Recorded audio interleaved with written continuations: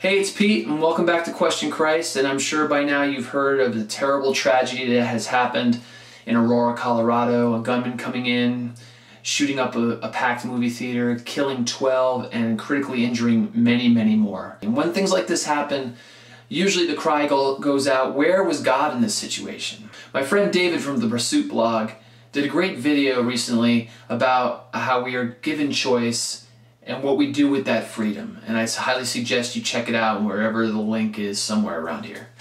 But I want to go from a slightly different angle today. Many of us are starting to hear first-hand reports of the tragedy through social media or websites or blogs. And I came across a blog from a Christian woman who was actually there at the movie with her 14-year-old daughter at the midnight showing. And she describes the horrific situation she went through. She also, the main thing of the blog is, so you still think God is a merciful God? And she says yes. But she talks about how horrific it was and how emotional it was. As is usual with the internet, someone wrote a kind of derogatory response to her blog. And the gist of it was something like this. It was, well, you guys survived. How selfish are you to be talking like this when people actually died? And this person didn't say it that nicely, but the bottom line is, it's a very, I think, honest response. A lot of people who are non-Christians see Christians go through something and they come out with a positive outcome, and we're all like, praise Jesus, and they're like, well, yeah, everything worked out for you. You know, you got lucky. Don't be thanking God, this fake God of yours, for this thing.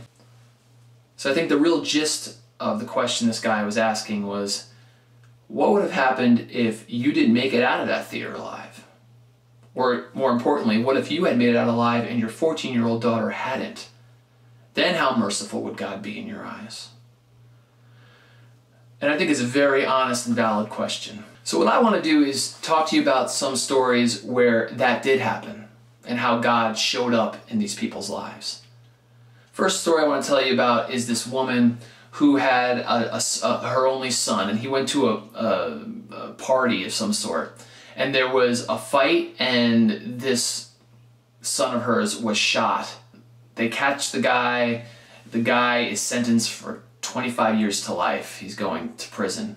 And the mother at that time was like, yeah, good. He is an animal. He deserves to be caged. And she was rageful. She was very angry. But as this man started serving his sentence, this woman who was a Christian was convicted that she needed to find a way to forgive this man, because we're all called to forgive.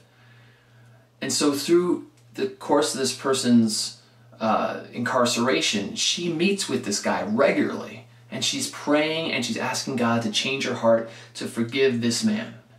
So one day she finally gets to a point where she thinks she has forgiven him. This man served 17 out of the 25 years.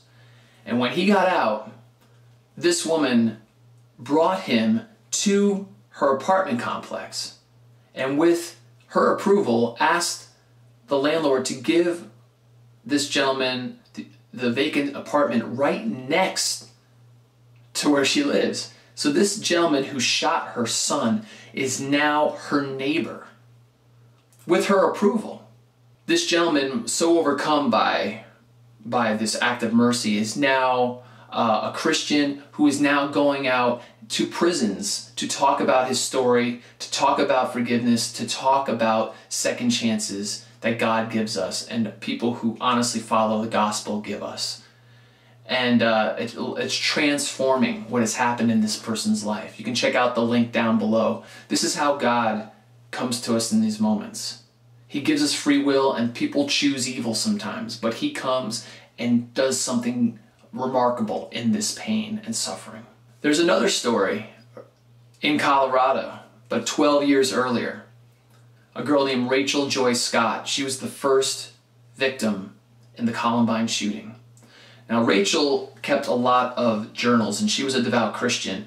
And she, in one of her journals, she had outlined her hand. And she wrote, I'm Rachel Joy Scott, and one day will touch millions.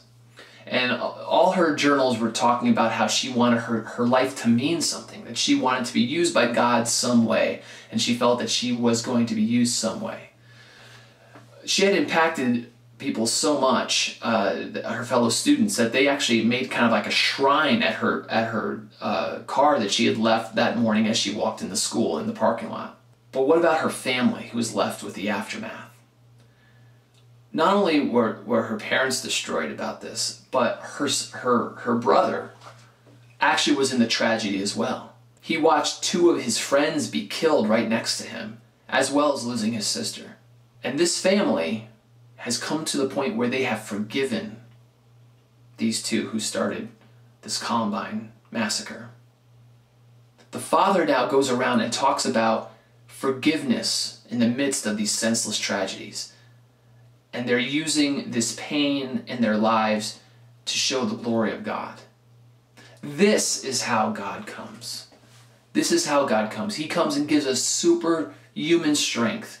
There's no way this gentleman could have done this. You check out the link. He talks about it in great detail.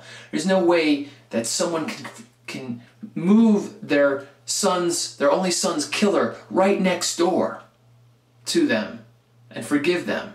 There's no way that someone could lose their daughter in a senseless act of tragedy and their son having to live through nightmares and therapy to get through this and come to a point of forgiveness without the love of God present. Now, one last thing.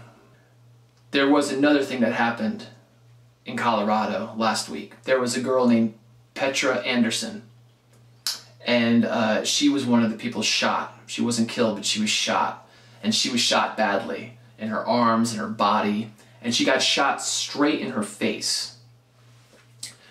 And the shot that she took should have just destroyed her brain. It was going straight there.